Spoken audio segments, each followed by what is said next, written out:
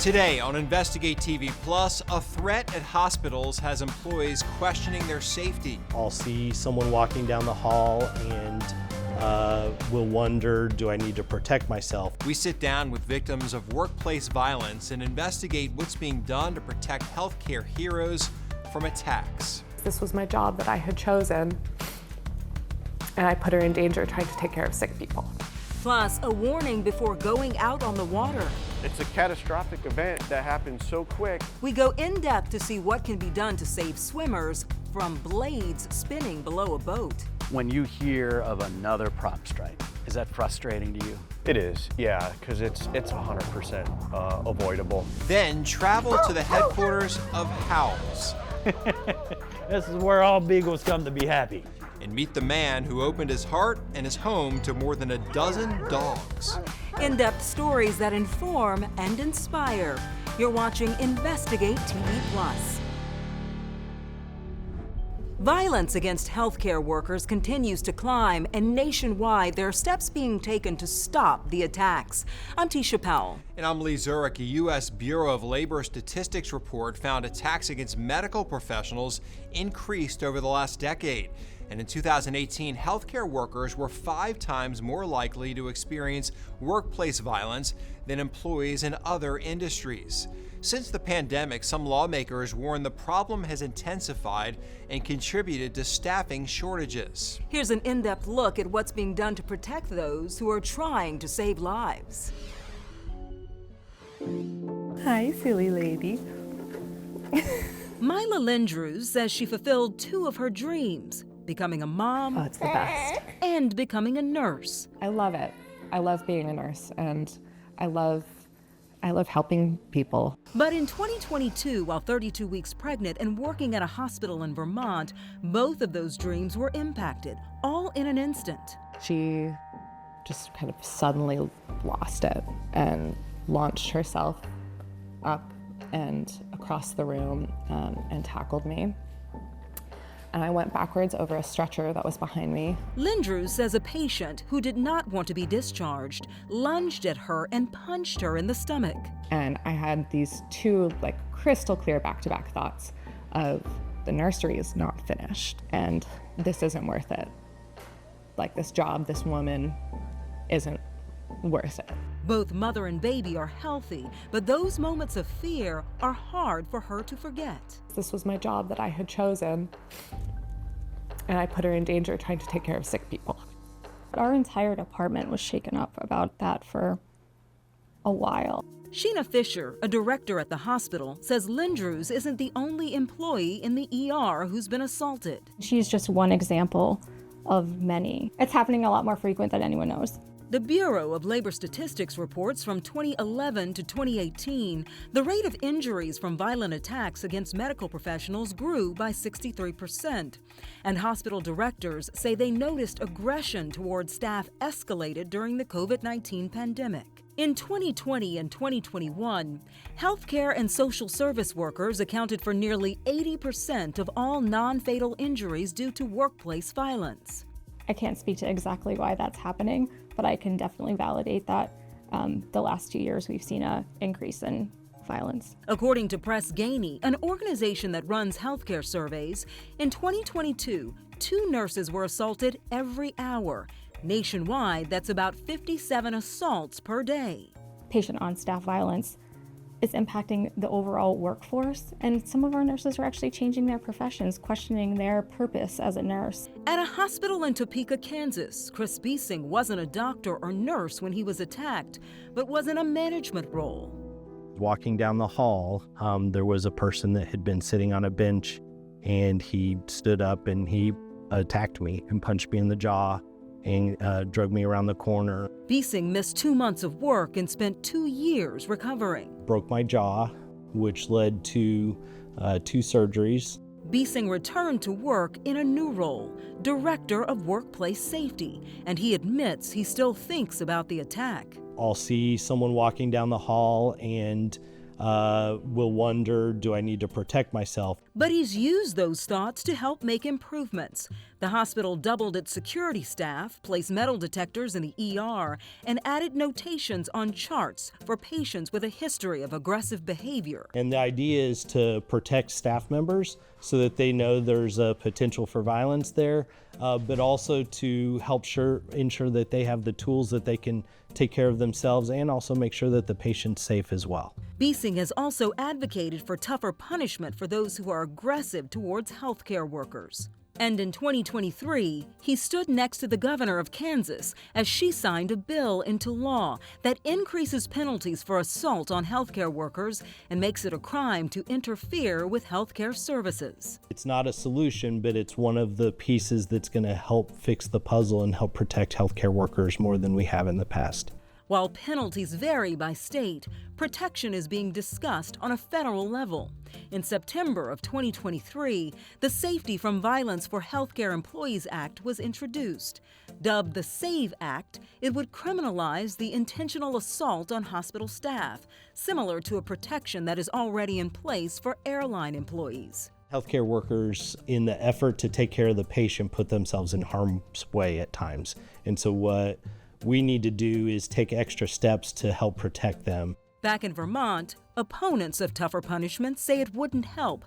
They say people causing trouble in emergency rooms are not thinking about the repercussions. It's usually people in distress, so those are not the people who are going to be deterred by what is on the books, because if they would be, they'd already be deterred. Defender General for the state, Matt Valerio, says an effective solution would focus on prevention rather than punishment. I think we have to ultimately get at the root cause of what causes people to be in despair and what causes them to be a danger to themselves and others. Even though the risk persists, there are healthcare workers like Chris Biesing and Maya Lindrews who return to the job while working through their trauma. I see her and I can't imagine my life without her. And I'm sorry. It's just, she had been my dream. According to Press Ganey, in 2022, the highest number of assaults against nurses occurred in psychiatric units, emergency departments, and pediatric units, while obstetrics and neonatal intensive care units reported the lowest number of assaults. Still ahead, patients seek psychedelics to help treat mental health conditions. I needed to do more work on myself to get to the root of why I was having these problems. We explore the potential benefits and risks of these unconventional therapies. But first, a day on the lake takes a terrifying turn when a woman is severely injured while swimming near a boat. I just kept thinking, I'm gonna die here. I'm gonna leave my kids without a mother in this world. We examine the frequency of propeller strikes and why experts say most are preventable.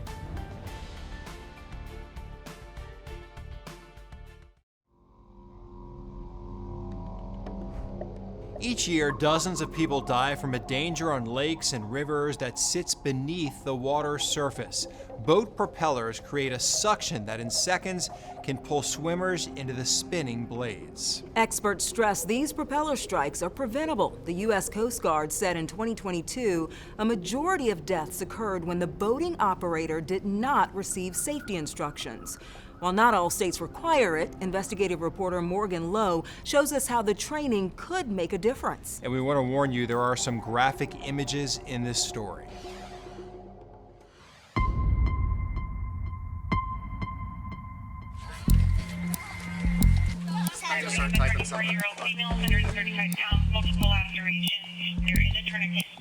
It is July 22nd, 2022. On your left, coming through. First responders are rushing to a dock on Lake Pleasant, where a woman named Alyssa Padilla is in danger of bleeding to death. Where'd she get cut? I got her leg.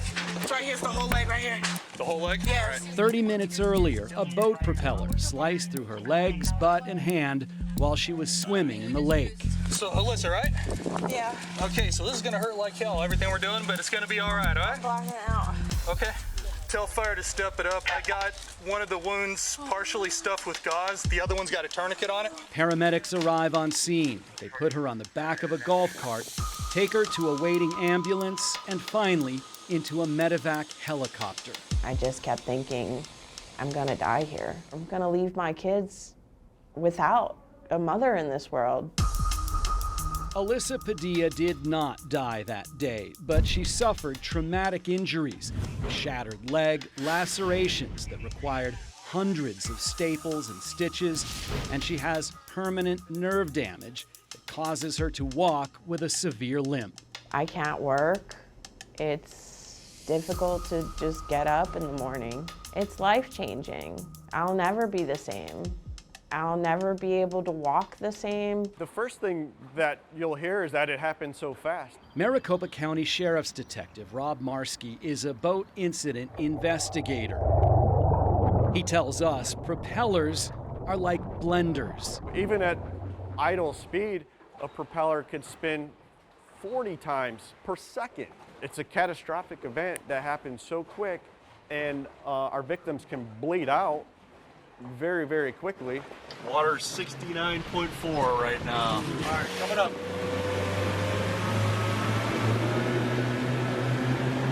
Detective Marski says most propeller strikes have one factor in common.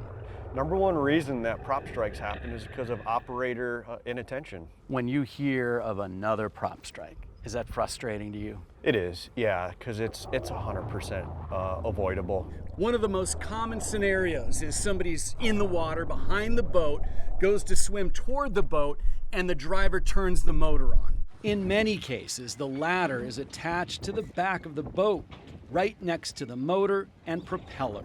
The driver of the boat turns the key, and it starts the propeller. What did that do? It created a suction of water into the propeller, and which was taking me. You could feel yourself getting pulled in. Oh yeah. Between 70 and 80% of boating fatality incidents, the boat operators never had any sort of boating safety education. And Arizona is one of only 4 states where there are no requirements for boat operators to get safety training. The driver of the boat was handed the keys and shown, how to start the boat, and this is how you go forward and backwards, and that was about it. The other 3 states that don't require boat operators to get safety training: Alaska, South Dakota, and Wyoming. And taking a closer look at the boating accidents between 2018 and 2022, propeller strikes were the highest in 2020 with 241 injuries. That's almost 100 more injuries when compared to 2019. I've never driven a boat, but I definitely want a lesson before getting behind the wheel. After seeing that story, everyone needs a lesson before getting behind the wheel. I don't understand why the ladder, why don't they just put them on the side of the boat somewhere else anyway? That would cut down on some, you would think. Yeah. All right, still to come, comfort, security, and plenty of playtime. I know when not to wear my hearing aids. What inspired a man to turn his home into a safe haven for rescued beagles? Plus, claims of relief for those suffering from depression. I see them work through things that have, really affected them for a lifetime. How psychedelics helped a woman rediscover herself.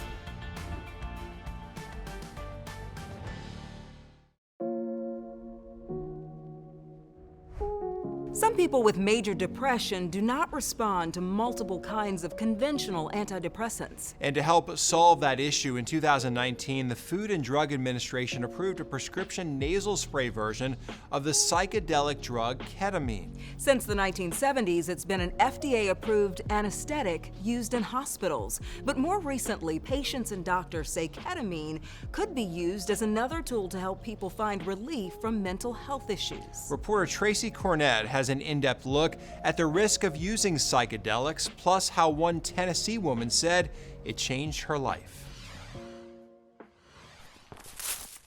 For several years, Laura Persinger's love of the outdoors was on hold, nearly becoming a shut-in. I had really become almost paralyzed with anxiety. We joined her on this walk through Long Hunter State Park. How cool. There's treasures everywhere. Something she says she's only able to do after psychedelic experiences. I found joy again. I found laughter again. I found my interest again. Laura says her mental health healing journey started with psilocybin, more commonly known as magic mushrooms. So how do psychedelics work? Depression or anxiety, PTSD, these all can come with negative beliefs. Author Jennifer Chesick wrote the Psilocybin Handbook for Women. She says people's negative beliefs about themselves can make their brain like a frozen pond. And using psychedelics thaws that barrier to rewrite the brain. You take that rock and in the form of a new belief, drop it in, and it gains entry into the water and causes a ripple effect. So if you want to just start to take some nice deep breaths. Persinger says ultimately a different psychedelic experience ended up helping her. Ketamine-assisted therapy. I needed to do more work on myself to get to the root of why I was having these problems. Ketamine is a legal anesthetic with psychedelic properties that has been used for several years to help veterans experiencing PTSD. We work with everybody from teenagers to older adults. Nashville therapist Robert DeSalvo says the monitored treatment, plus adding talk therapy, helps people connect what they experienced while on the drug to what's impacting their mental health. I see them work through things that have really affected them for a lifetime. Experts in the field of psychology recognize people's desperation for help. I empathize deeply with people who are suffering. But they warn the research on illegal psychedelics isn't broad enough to prove them safe. And side effects like psychosis, a loss of reality, or worsening mental health conditions are very serious. Some people who present with depression can convert to bipolar disorder or convert to schizophrenia. As for Persinger, she says her psychedelic experiences helped her return to living a full life. I think that my mind and body needed that. It probably had been a very long time since I had actually just laughed. Another psychedelic being used to treat depression, ibogaine. It's a drug derived from an African plant that is banned in the U.S., but people have been going to Mexico for treatment. A clinic founder in Tijuana, just south of the California-Mexico border, says a majority of his business comes from the U.S. While patients are monitored, he admits there is a risk going to another country for treatment. And in Mexico, it's unregulated, so there is no oversight. It is very important to go to a place where there's medical staff. A patient who received treatment there says it's been 4 years since he made the trip, and he still continues to feel the benefits. Every now and then, like if I get overwhelmed at work or whatever, I may feel a little down, but there's none of this being suicidal or just giving up. It's really been the most valuable thing I've ever done. Johns Hopkins cautions there's still much to learn about both ketamine and ibogaine and who may benefit. Researchers suggest you have a conversation with your psychiatrist before using psychedelics for mental health. Coming up, they're cute, iconic, and some might say loud. But for one man, those boisterous barks are music to his ears. I love them all. We travel to Alaska, where more than a dozen beagles found their sweet sanctuary. You can watch Investigate TV Plus anytime streaming online. Get the app for Roku, Amazon Fire TV, and Apple TV. They're free to download.